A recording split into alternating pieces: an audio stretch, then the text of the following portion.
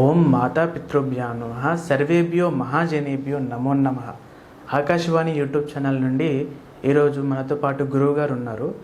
అయితే ఇప్పుడు వచ్చే సెప్టెంబర్ నెలలో విశ్వకర్మ జయంతి ఉంది. ఆ విశ్వకర్మ జయంతి అనేది సెప్టెంబర్ 17వ తారీఖు రోజు వస్తుంది. మన గురువుగారితో పాటు మనం ఈరోజు అన్ని పూర్తిగా వివరంగా తెలుసుకుందాం. గురువుగారు నమస్కారం.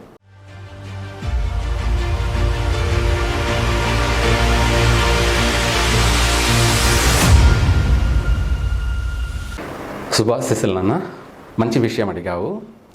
విశ్వకర్మ అంటే విశ్వకర్మ జయంతి. ఇది మామూలుగా ఇంగ్లీష్ డేట్ ప్రకారంగా సెప్టెంబర్ 17వ తారీఖున మాత్రం జరుపుకుంటారు. ఇది ఇంగ్లీష్ యొక్క డేట్ ప్రకారం. అయితే మనకు హిందూ సంప్రదాయ ప్రకారంగా వచ్చేటప్పటికి దీనికి ఒక ప్రమాణం ఉంటుంది. సరే, అయితే పక్కన పెట్టేస్తే మనకు ముఖ్యంగా చెప్పాలి అంటే ఈ యొక్క విశ్వకర్మ ఆయన యొక్క విశిష్టత ఏమిటంటే ఈ యొక్క భూమిని అలాగే అంతరిక్షంలో ఉన్నటువంటి నక్షత్రాలను కానీ అలాగే గ్రహాలను కానీ లేదా అష్టదిక్పాలకులను కానీ అంతరిక్షంలో మనకు కనిపించేటువంటి గోళాలన్నీ కూడా ఈ విశ్వమంతా కూడా ఇమిడి ఉన్నటువంటి వాడు, నిమిడి ఉన్నటువంటి వాడు. అంటే మొత్తానికి రూపము, విశ్వరూపము అంటే అన్నింటా నేనే. విశ్వరూపము అన్నది అన్నింటా నేనే, అన్నిటిలోనూ నేనే అన్నదే ఈ యొక్క పరమరహస్యం. అంటే మనము ఏదైనా రూపము అనడానికి ఇప్పుడు నన్ను చూడగానే ఎవరైనా గుర్తుపడతారు, ఏమని? సుబ్రహ్మణ్య స్వామి గారు అని. అలా నా రూపాన్ని క్రియేటివేట్ చేసిన ఆయన విశ్వకర్మ. అలాగే ఈ యొక్క భూమిపైన ఉన్నటువంటి మనుషులు, ఈ మనుషులకి ఎంతమంది ఉన్నప్పటికీ కూడా ఒక్కొక్క మనిషికి ఒక్కొక్క వ్యత్యాసంతో కూడుకొని రూపం ఉంటుంది. ఇదే విశ్వరూపం.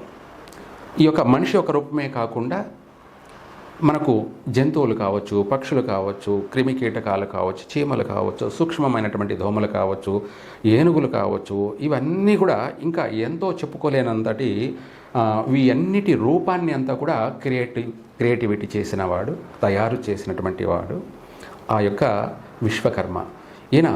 ఈయనకంటూ రూపం అన్నది చెప్పలేని అంత అనంతమైనది. ఇందుకే మనకు విష్ణు సహస్రనామంలో కానీ లేదంటే మనం చేసే వేదంలో కానీ అన్నిట్లో కూడా విశ్వకర్మ యొక్క విశిష్టత గురించి, విశ్వరూపం గురించి అనేక విషయాలు కూడా మనం చూస్తూ ఉంటాం, తెలుసుకుంటూ ఉంటాం. అయితే ఈ యొక్క రూపాన్ని తయారు చేసిన వాడు విశ్వకర్మ అని మనం చెప్పుకున్నాం. ఒక స్త్రీ పురుషులు భార్యాభర్తలు ఇద్దరు కలిస్తే ఆ యొక్క ధర్మబద్ధంగా వాళ్ళ వివాహ తదనంతరము వాళ్లకు గర్భాధానము, ఆ గర్భాధాన కారణంగా వాళ్ళ కలయిక వల్ల వాళ్ళ యొక్క ఇద్దరి శరీరంలో నుంచి జన్యు అయినటువంటి బ్లడ్ అంటే వీర్యము, సోనితము రెండు కలవడం వల్ల ఆ యొక్క రెండు కలవడంతో రూపం అనేది ప్రారంభమవుతుంది. ఆ రూపమే ఆ తల్లిదండ్రులు ఇద్దరిలో ఎవరిపైన ఎవరికి ఇష్టం ఎక్కువగా ఉంటుందో వాళ్ళ రూపమే తయారవుతుంది. అంటే భార్య అందంగా ఉంది, భర్త అనుక్షణం భార్యను ఇష్టపడుతూ భార్యను ప్రేమిస్తూ ఉన్నాడనుకోండి, వాళ్ళకు పుట్టబోయే బిడ్డ భార్య రూపమే క్రియేటివిటీ అవుతుంది. లేదు, భార్యకు భర్త అందంగా ఉన్నాడు, అలాగే కలగా ఉన్నాడు అనుకోండి భార్య భర్తను అనుక్షణం ఆలోచిస్తూ ఉన్నప్పుడు ఆ భర్త యొక్క రూపమే క్రియేటివిటీ అవుతుంది. ఆ రూపమే అనంతమైనది, విశ్వరూపం.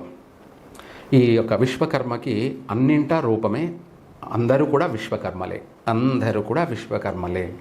అలాగే ఈ యొక్క రూపాన్ని మనము గమనించడం చాలా కష్టం, సాధ్యం కానిది. అయితే ఈ రూపం అనేది మనకు వచ్చిపోయి కొన్ని మాసాలలో ఈ రూపమంతా పూర్తి అయితే ఆ రూపానికి ఆయన భార్య అయినటువంటి గాయత్రీదేవి ప్రాణం పోస్తుంది. ఆ రూపానికి ఎప్పుడైతే ఆమె ప్రాణం పోస్తుందో ఆ యొక్క రూపానికి జీవం వస్తుంది. అంటే కదలికలు వస్తాయి.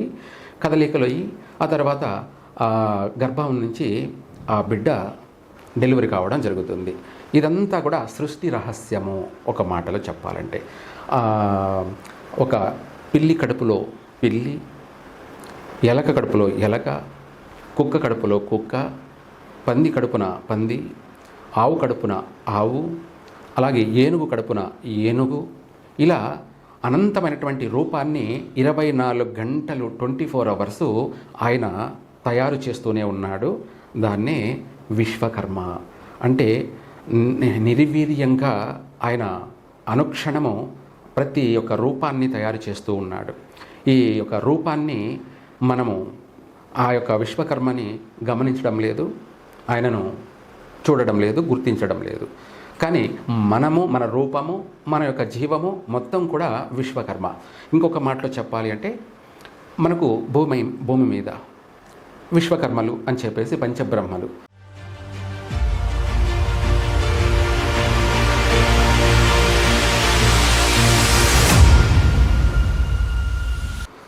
ఒక పద్మశాలీలు వీళ్ళు విశ్వకర్మలే. వాళ్ళు సూక్ష్మమైనటువంటి దారపోగుల్ని చీరలుగా, వస్త్రాలుగా వాళ్ళు నెయ్యాలి అంటే దానికి ముందుగా మగ్గము అని చెప్పేసి, రాటము, మగ్గము, ఉడత అని చెప్పేసి అనేక రకాలైనటువంటి ఆ యొక్క తయారు చేసిస్తే వాళ్ళు ఆ చీరలు నేసుకొని వాళ్ళు జీవనాధారాన్ని, వాళ్ళ కుటుంబాన్ని పోషించుకోవడం జరుగుతుంది. దీనికి ముందు విశ్వకర్మే దానికి క్రియేటివిటర్. అలాగే ఒక రైతు తను భూమిని పండించాలి అంటే ముందుగా తనకి ఎద్దులు అంటే మనకు మడక అంటారు, కాడి, అలాగే ఆ యొక్క దున్నేదానికి మడక అవి, అలాగే ఏదైనా సరే బండి, పార, గడ్డపార, ఇవి కొడమలి, ఇవన్నీ కూడా విశ్వకర్మ తయారు చేసేస్తే వాళ్ళు పంటలు పండించుకోవడం, చక్కగా వాళ్ళు బాగా జీవించడం, వాళ్ళ వల్ల ప్రపంచానికంతా కూడా అన్నపూర్ణగా వర్ధిల్లడం. దీనికి అంతటికి కారణం విశ్వకర్మ. అలాగే ఈ రెండే కాకుండా మనకు భగవంతుణ్ణి ఇక్కడ మనము, ఇది అసలైన విషయం, భగవంతుడు విశ్వకర్మ ఈ భూమి మీదే కాకుండా అన్ని చోట్ల, అన్ని గోళాలు, అన్ని రూపాలను తయారు చేస్తే మనిషి ఆయన రూపాన్ని తయారు చేశాడు. అదే శిల్పి.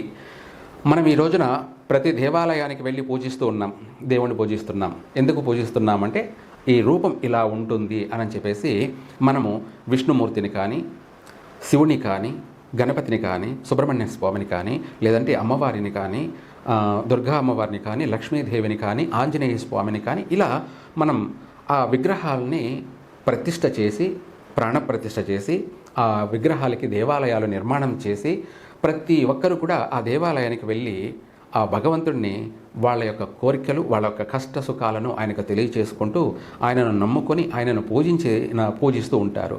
వాళ్ళ యొక్క పూజించినటువంటి పూజా ఫలానికి ఆ దేవుని యొక్క అనుగ్రహం, వరం కలుగుతుంది. మనకు ప్రతి విషయంలో కూడా విశ్వకర్మ యొక్క వృత్తి, రూపము అన్నీ కూడా క్రియేటివిటీ అనేది మనకు ఇక్కడ ప్రత్యక్షంగానే కనిపిస్తున్నాయి. ఇందులోనే మరలా న్యాయ బ్రాహ్మణులు అని చెప్పేసి వాళ్ళు క్షౌరం చేయాలన్నా కత్తి, బ్లేడు, అలాగే ఇదే కాకుండా మంగళ వాయిద్యం వాయించాలన్నా డమరుకాలు, నాదాలు, ఇవన్నీ కూడా విశ్వకర్మ క్రియేటివిటీ చేసి ఇస్తే వాళ్ళు వాళ్ళ కుటుంబాన్ని, వాళ్ళ జీవనాన్ని సంపూర్ణంగా పోషించుకుంటూ వాళ్ళ జీవనాన్ని గడుపుతున్నారు. దీనికి కారణం విశ్వకర్మ. అలాగే ఇక్కడ వీళ్ళే కాకుండా ఇంకా చెప్పాలి అంటే కూడా ఇక్కడ మనకు గిరిజనులు అంటే ఏంటంటే వాళ్ళు డప్పు కొట్టడం కానీ, లేదంటే వాళ్ళు చెప్పులు అంటే పాదరక్షల్ని వాళ్ళు తయారు చేసుకోవాలన్నా కానీ వాళ్ళకు సంబంధించి సూది, దబ్బలము, సుత్తి అనేసి ఇవన్నీ కూడా, కత్తిర, ఇవన్నీ కూడా తయారు చేసిస్తే వాళ్ళు ఇవన్నీ కూడా చేసుకుంటూ వాళ్ళ జీవనాన్ని, వాళ్ళ కుటుంబాన్ని వాళ్ళు పోషించుకుంటున్నారు. ఇది విశ్వకర్మ క్రియేటివిటీ. ఇదే కాకుండా మనకు మన రూపమే క్రియేటివిటీయే కాకుండా మన జీవన విధానం అంటే మన బ్రతుకు తెరువుకు మార్గాన్ని చూపించినటువంటి వాడే విశ్వకర్మ. అలాగే సువర్ణం అంటే బంగారం. ఈ బంగారం అనేది మనకు ఒకటే కాదు, పంచలోహాలు అని చెప్పేసి మనం 5 ధాతువుల్ని, ఈ పంచబ్రహ్మలు, పంచలోహాలు. స్వర్ణకారుల విషయానికి వచ్చేటప్పటికి అందరికీ అలంకరణ కోసం నగలు, ఆభరణాలు, ఇవే కాకుండా విగ్రహాలు అంటే దేవుని యొక్క విగ్రహాలు, విగ్రహమూర్తులు, ఉత్సవ విగ్రహమూర్తులు ఇలా చెప్పుకుంటూ పోతుంటే బంగారంతోనూ పంచలోహాలతోనూ అనేక వస్తువులను తయారు చేస్తూ అలా దైవికంగాను ఇటు మానవ కళ్యాణం కోసం మంగళసూత్రం కానీ, అలాగే కాలిమెట్టులు కానీ, అలాగే పాపడి బిళ్ళ కానీ, ముక్కు పుడక కానీ, అలాగే హారాలు కానీ, కమ్మలు కానీ ఇలా అన్ని వస్తువులను తయారు చేస్తూ అందులోనూ విగ్రహాలను తయారు చేస్తూ వీళ్ళు దేవుని యొక్క రూపాన్ని క్రియేటివేట్ చేస్తూ వాళ్ళ జీవనాన్ని వాళ్ళు పోషించుకుంటున్నారు. ఇక్కడ పంచబ్రహ్మలు అందరూ కూడా విగ్రహాలని తయారు చేస్తూ ఉంటారు. శిల్పులు రాతి విగ్రహాలను తయారు చేస్తే, స్వర్ణకారులు బంగారు విగ్రహాలను తయారు చేస్తే, లేదా రాగి విగ్రహాలను తయారు చేస్తే, ఇత్తడి విగ్రహాలను కానీ తయారు చేస్తే, లాస్ట్కి మనకు గుడిలో గంట కూడా కంచు లోహంతో గంటను తయారు చేస్తే, ఇలా అనేకమైనటువంటి ఇత్తడి ధాతు లోహాలనుతో వాళ్ళ జీవనాన్ని వాళ్ళు గడుపుతూ ఉన్నారు. ఇక్కడ కార్పెంటర్ వర్క్ అంటే వుడ్ వర్క్ చేసేవాళ్ళు వాళ్ళు కూడా ఇంటి నిర్మాణానికి సంబంధించి ప్రజలందరికీ ఉపయోగపడేటువంటి ఇల్లును నిర్మాణం చేసి అందులో అక్కడ కూడా వుడ్డుతోటి విగ్రహాలను తయారు చేసి చక్కగా అనేక విధాలుగా రథాలను తయారు చేసి, అలాగే సింహద్వారాలను తయారు చేస్తూ వాళ్ళ జీవనాన్ని, వాళ్ళ జీవితాన్ని వాళ్ళు గడుపుకుంటూ ఉన్నారు. ఇలా ఇనుము లోహంతో అనేకమైనటువంటి విగ్రహాలని, అనేక వస్తువులని తయారు చేస్తూ మానవ కళ్యాణానికి వీళ్ళు ఎంతో దోహదపడుతూ వాళ్ళ జీవనాన్ని వాళ్ళు పోషించుకుంటూ ఉన్నారు. ఇక్కడ మనకు వీళ్ళే కాకుండా ఈ ప్రపంచంలో ఎవరు ఏ పని చేస్తున్నా కూడా వాళ్ళు అందరూ కూడా విశ్వకర్మ యొక్క క్రియేటివిటీ. ఈయన రూపము, ఈయన యొక్క మార్గము, ఈయన ఈ విశ్వానికంతా కూడా పూర్తిగా ఒక దిక్చూచి. ఈయన అల్లుడే సూర్యుడు, ఆయన కుమారుడే శనేశ్వరుడు, యముడు, యమునా నది. మనకు ప్రత్యక్షమైనటువంటి సాక్షి సూర్యుడు, చంద్రుడు. ఇక్కడ ఈ రూపాలన్నింటినీ కూడా క్రియేటివిటీ చేసిందే విశ్వకర్మ.